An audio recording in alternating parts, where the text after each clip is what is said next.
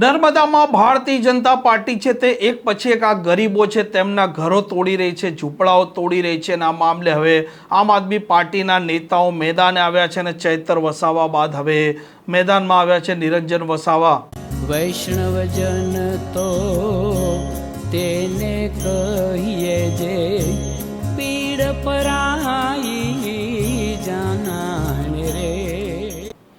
નમસ્કાર, આપ જોઈ રહ્યા છો નવજીવન ન્યૂઝ અને હું છું આપણી સાથે તોફિક ગાચી। નર્મદામાં અત્યારે ગરીબોના ઝૂંપડા છે તે ભારતીય જનતા પાર્ટી તોડી રહી છે, તેમની દુકાનો છે તે તોડવામાં આવી રહી છે, તેમના પાસેથી રોજીરોટી છે તે છીનવવામાં આવી રહી છે અને આમ આદમી પાર્ટી હવે નર્મદામાં લડી લેવાના મૂડમાં છે અને ચૈતર વસાવા અનેક વખત હુંકાર ભારતીય જનતા પાર્ટીના સામે કરી ચૂક્યા છે કે તે ગરીબો છે તેમના ઘરો છીનવી રહ્યા છે, તેમની દુકાનો તોડી રહ્યા છે, જેથી કરીને તેમની રોજગારી પણ છીનવાય। હવે મામલો રાજપીપળાના આસપાસનો હોય કે પછી મોવી ચોકડીથી લઈને દેવાળિયા સુધીનો હોય, આ મામલો હવે વધારે તૂલ પકડી રહ્યો છે અને નિરંજન વસાવા છે તે મેદાનમાં આવ્યા છે અને દુકાનદારો અને ખેડૂતોને ન્યાય મળી નથી રહ્યો અને હવે તે ઘેરાવ કરવાની વાત કરી રહ્યા છે અને જે પ્રકારે હવે મામલે તૂલ પકડી રહ્યું છે તે મામલો પણ ગરમાઈ રહ્યો છે અને આ મામલે તેમણે પ્રતિક્રિયા પણ આપી છે।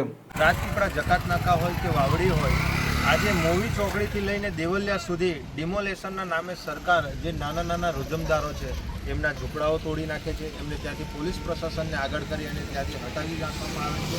આ ખૂબ જ દયનીય બાબત છે। આજે ભારતીય જનતા પાર્ટીનું સમગ્ર ગુજરાતમાં અને દેશમાં શાસન છે। આજે તમે જુઓ તો રાજપીપળા સિટીમાં પણ ઘણું બધું દબાણ છે। આજે ત્યાં ગાડી મોટા મોટા બિલ્ડરોથી લઈને દુકાનદારોથી લઈ અને એ રાજપીપળાના રસ્તા પણ વારંવાર પહોળા કરવાની સૂચનાઓ આપી, પણ તેમ છતાં રાજકીય જે નેતાઓ છે એમના આગેવાનો દ્વારા ત્યાં ડિમોલેશનની કોઈ પણ કામગીરી થતી નથી। જે આ ગરીબ જે લોકો 200-500 રૂપિયા પર ડે કમાવે છે, આજે ઘણી બહેનો વિધવા છે, ઘણા લોકો પાસે ખેતી નથી, રોજગારી નથી, એવા લોકો અહીંયા ગાડી નાનો મોટો જીવન ગુજારા કરવા માટે એ લોકો અહીંયા ધંધો વ્યવસાય કરે છે છેલ્લા 20-25 વર્ષથી, તો એમને ડિમોલેશનના નામે આ બધા જ ઝૂંપડાઓ એમના તોડી નાખ્યા છે। અમારી પ્રશાસનને એટલી જ માંગ છે કે એમને 5x10 અથવા તો 10x15નું એક નાનામાં નાની દુકાનની ફાળવણી કરીને આપે, કેમ કે આ લોકો છેલ્લા 20-25 વર્ષથી અહીંયા ગાડી પોતાની રોજીરોટી એ કરે છે। સ્ટેચ્યુ ઓફ યુનિટી હોય એ તો ફક્ત આજે આવ્યું, બરાબર, દિલ્હી મુંબઈ એક્સપ્રેસની વાત કરતા હોય તો એ પણ અત્યારે આવ્યો। આ લોકો વર્ષોથી અહીંયા ગાડી પોતાનું જીવન ગુજરાન ચલાવે છે અને રોજગારી મેળવે છે। આજે તેવા લોકોને ડિમોલેશનના નામે જે આ તોડવામાં આવી રહ્યું છે, એ સરકારશ્રીને વિનંતી છે કે એ લોકોને વહેલામાં વહેલી તકે એ લોકોને રોજગારી પૂરી પાડવા માટે એવી વ્યવસ્થા ઊભી કરે। જો એવી વ્યવસ્થા ઊભી નહીં કરે તો આવનારા દિવસોમાં આ તમામ પ્રજાને સાથે રાખીને અમારે ગાંધી ચિંધ્યા માર્ગે કલેક્ટર ઓફિસનો ઘેરાવો કરવો પડશે, આ સ્ટેટ જે રોડ છે એ રોડનો ઘેરાવો કરવો પડશે, તો અમે એનો ઘેરાવો કરીશું। અમારી પાસે ઘણા બધા ગ્રામજનોની રજૂઆતો આવી છે, ઘણા ખેડૂતોની રજૂઆતો આવી છે, દુકાનદારોની રજૂઆતો આવી છે।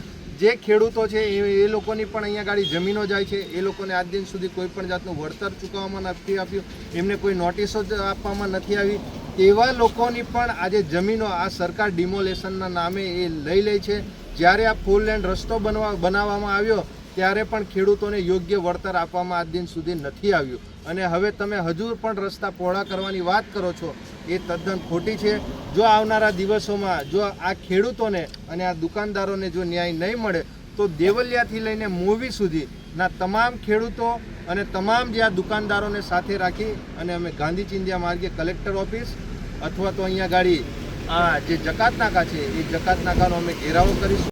આમ નર્મદાનું અત્યારનું રાજકારણ છે તે ખૂબ ગરમ છે, કેમ કે મનસુખ વસાવા તેમની ભારતીય જનતા પાર્ટીના નેતાઓને કઠેડામાં ઊભા રાખી રહ્યા છે, જ્યારે આમ આદમી પાર્ટીએ જે પ્રકારે ત્યાં સત્તા કબજે કરી છે તેણે પણ ત્યાંનું રાજકીય તાપવાનું વધારી દીધું છે।